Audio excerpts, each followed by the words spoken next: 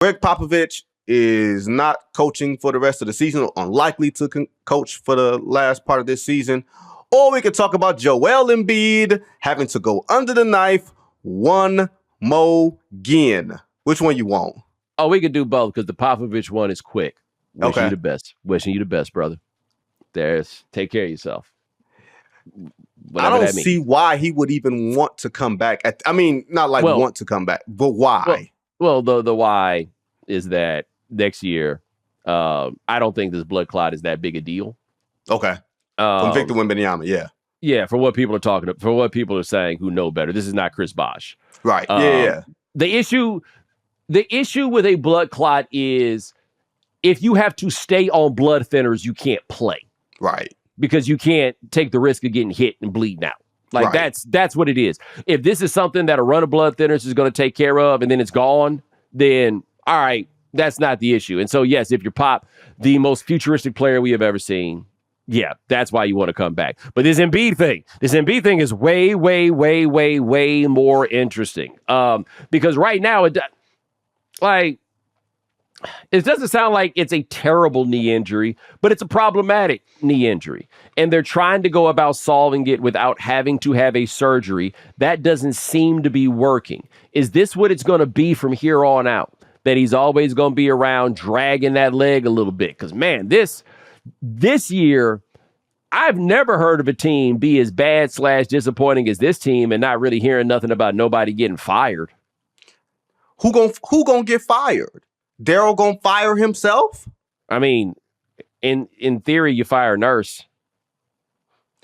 If you fire Nurse, all these leaflets from the sky will be coming down. All the leaflets from the sky. Everything that you think went wrong, he gonna tell it. He's going to tell you. Our good friend, the unnamed source. It's going to be, what's his name? The source close to the situation. Source close to the sitch. He's going to be showing up. I mean, look, it looks like they might get to keep that pick. Yeah. Was it top 7 protected from Oklahoma City or something like that? I think top it's top 6. They might have to. Yeah. Look. Paul George looks cooked and looks like he wants to be cooked, right? Joel Embiid, the last time I saw someone with a full leg brace and was still playing was the last good year of Blake Griffin. And I mean legit. The last I thought you were going to say like J.J. Watt. Yeah.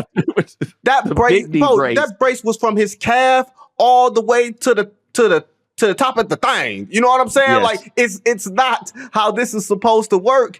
And the fact that Embiid is still trying to play, my thing is, whether it's surgical or non-surgical, he don't need to be playing.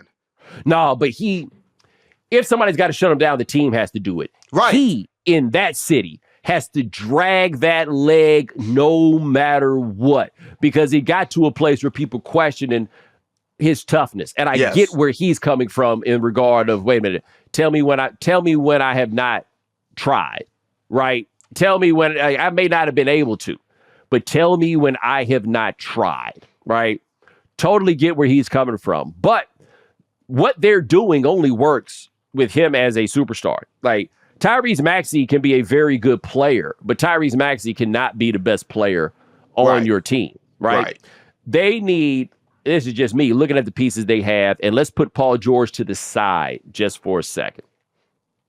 And high level Tyrese Maxey, and I mean high level as in the highest level of what Tyrese Maxey can do. Okay. Right. So a superstar tier Embiid, a top-notch Tyrese Maxey. Yeah, if you could turn that into something while getting some contribution from Paul George, who, by the way, this is a mistake I think all of us make about this league these days. Paul George is in his 15th year in the NBA.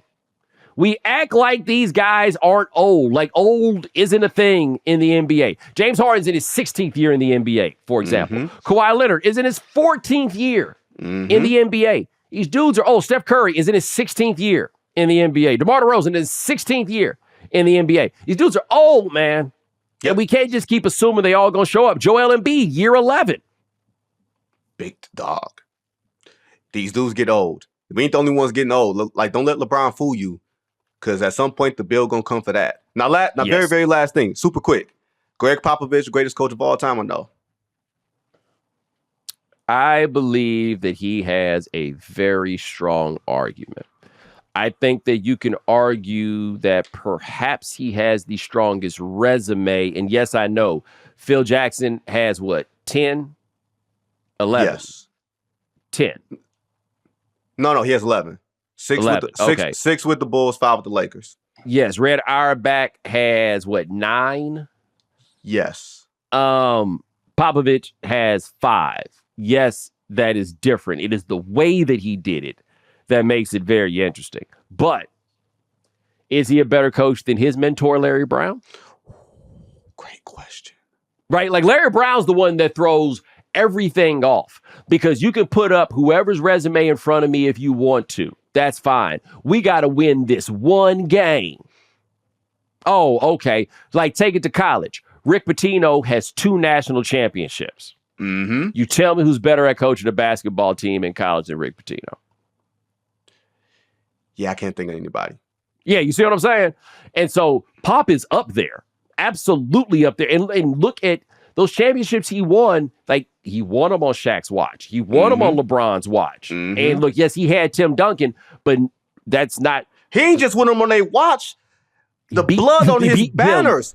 I got your blood on my banner.